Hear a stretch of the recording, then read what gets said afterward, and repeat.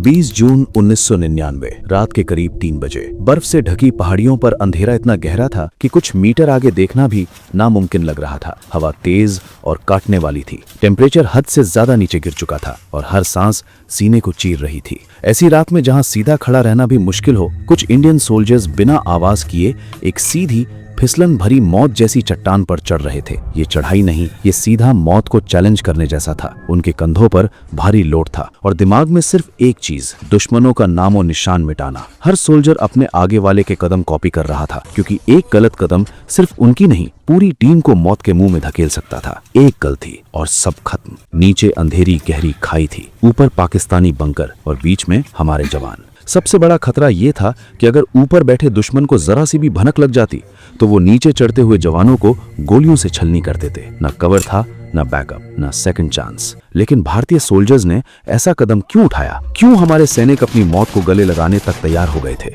इसकी कहानी यहीं से शुरू नहीं होती। इस कहानी की शुरुआत होती है एक ऐसे वक्त से, साल 1999। ऊपर से सब नॉर्मल लग रहा था। इंडिया और पाकिस्तान के बीच शांति की बात हो रही थी। अटल बिहारी वाजपेयी लाहौर जाते हैं और लाहौर डिक्लेरेशन साइन होता है। मीडिया में सिर्फ एक ही न्यूज चल रही थी, शांति वार्ता। लेकिन इस शांति के पर्दे के पीछे एक खामोश धोखा तैयार हो रहा था। ये शांति नहीं, तूफान से पहले की खामोशी थी। हिमालय के मुश्किल और सुनसान पहाड़ों में परवेज मुशर्रफ की लीडरशिप में पाकिस्तान आर्मी चुपके से लाइन ऑफ कंट्रोल क्रॉस कर चुकी थी। वो उन ऊंची पहाड़ियों पर कब्जा कर चुके थे जो सर्दियों में खाली छोड़ दी जाती हैं। ये कोई छोटी घुसपैठ नहीं थी, बल्कि एक सोची समझी मिलिट्री चाल थी। उनका एम सीधा था, हाई ग्राउंड पर अपना कब्जा करके श्रीनगर ले हाईवे पर कंट्रोल ले लो। अगर ये रोड कट जाता तो लद्दाख का कनेक्शन टूट जाता। मई 1999 में इंडियन पेट्रोल्स को अजीब चीजें दिखती हैं, फुटप्रिंट्स, बंकर, मूवमेंट। पहले शक होता है, फिर सच सामने आता है। दुश्मन ने हमारी धरती पर कब्जा कर लिया था। इसी वक्त इंडिया एक बड़ा डिसीजन लेता है, ऑपरेशन विजय। इस ऑपरेशन का रूल सीधा था, जमीन वापस लेनी है पर एलओसी क्रॉस नहीं करनी। बैटलफील्ड भी उतना ही खतरनाक था। 16,000 फीट की हाइट, ऑक्सीजन कम,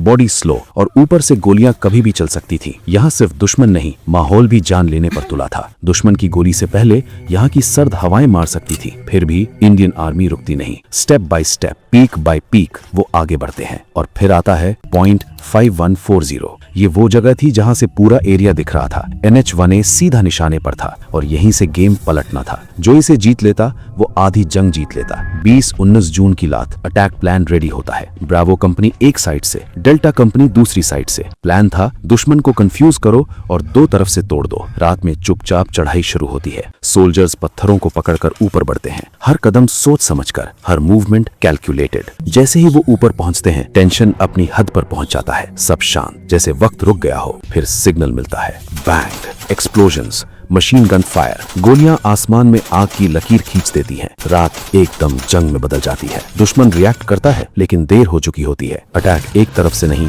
दो तरफ से टूट पड़ता है और इसी आग के बीच एक नाम उभर कर आता है, विक्रम बत्रा, कॉल साइन शेरशाह। वो पीछे नहीं, सबसे आगे लड़ रहे थे। एक बंकर, फिर दूसरा, फिर तीसरा। Close combat, grenades, firing, face to face fight. ये सिर्फ लीडरशिप नहीं, ये जुनून था। हर स्टेप दुश्मन के खात्मे की तरफ जा रहा था। धीरे धीरे रेजिस्टेंस टूटने लगती है और सुबह होने से पहले पॉइंट 5140 वापस ले लिया जाता है। रेडियो पर आवाज आती है, ये दिल मांगे मोर।